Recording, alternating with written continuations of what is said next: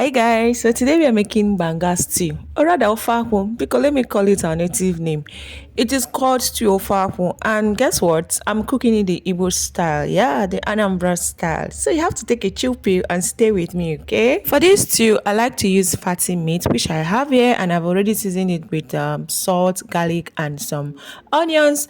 Add some water. You need to be careful not to add so much water because you're going to transfer it to the stew, so it doesn't get it so watery. And now this is the palm kernel seed, right? Which you're going to cook it soft and pound it. All right. So after pounding it, now it's now time to wash it. I don't know what it's called in English, but Ibahu. Iba the apple. So when you're doing this, so you're kind of using warm water. If it is no longer hot, you need warm water so the oil doesn't just get clogged. All right. But warm water, temperature that your hand you can work with on your hands. Then secondly, you need to be very careful with adding water. You don't have to make it to be too watery. Yes, it has to be creamy because by the time you cook it, so your stew will not turn out to be very watery. So how I do it is that the first one, when I get the first batch, I make the first time I make it very creamy, as you can see here, and I like to use double sieve to sieve it so that no particle get into my stew. All right. So the first one I make it very very creamy. I will sieve it out and take it back to the pot, add more warm water. Then the second time, I'm going to make it a bit watery. When I wash it again the second time, I'm not going to sieve it out immediately. No, I'll wash it out, take out the seed because by that time the chaff and everything is already well washed out. So as I'm doing right now, so this one now I'm not going to use it again. I'll have to discard it. Okay, but the water that is very watery, or rather the juice that is very watery this second time, into that I'm going to add a fresh pounded palm kernel. So I now add it and make it again to be creamy as in the first time. Okay, this method actually works for me, so I don't get my stew to be very watery and I don't get to waste the palm kernel fruits or the palm fruits and its juice. I don't get to waste it. All right, so this is how I'm going to do for the rest of all the palm kernel that I've already pounded. And at the end of the day, this is what I've got, and I'm going to put it on fire to start cooking.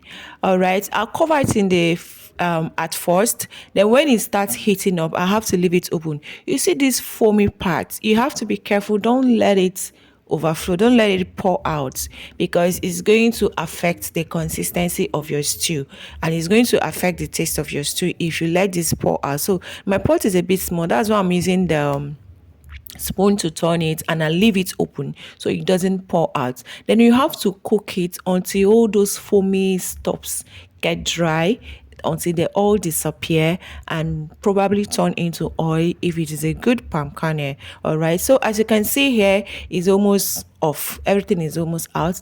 Now getting my spices ready here, I have obey and some efuru seed, which I'm going to toast. You have to toast them for the aroma to come out.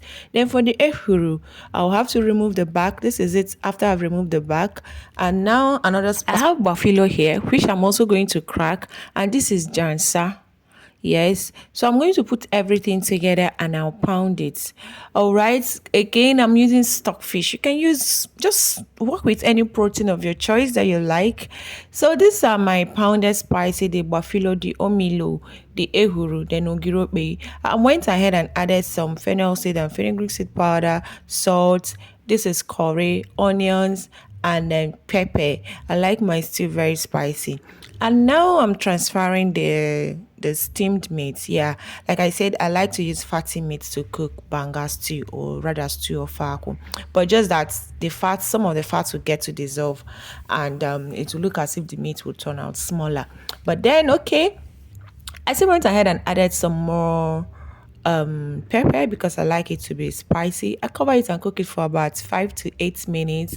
When my stew is almost done, that's when I add crayfish. As you can see, that I just added crayfish, now state, and this is scent leaf. I'm adding together with ugu leaf. At this point, I have to lower the heat because the food is almost done and the aroma is nose blinding. Oh my god, this is just a very native way of making Ofeakwu stew, and it is like this is a stew I can't say no to anytime, any day. And if you're lucky, you get good, very good palm kernel fruits, or rather palm fruits. It's going to turn out very fantastic, no watery as well.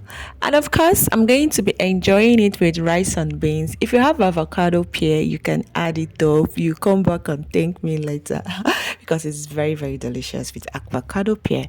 All right, guys, this is it. Thank you for watching. Please drop a lovely comment, like this video, and share.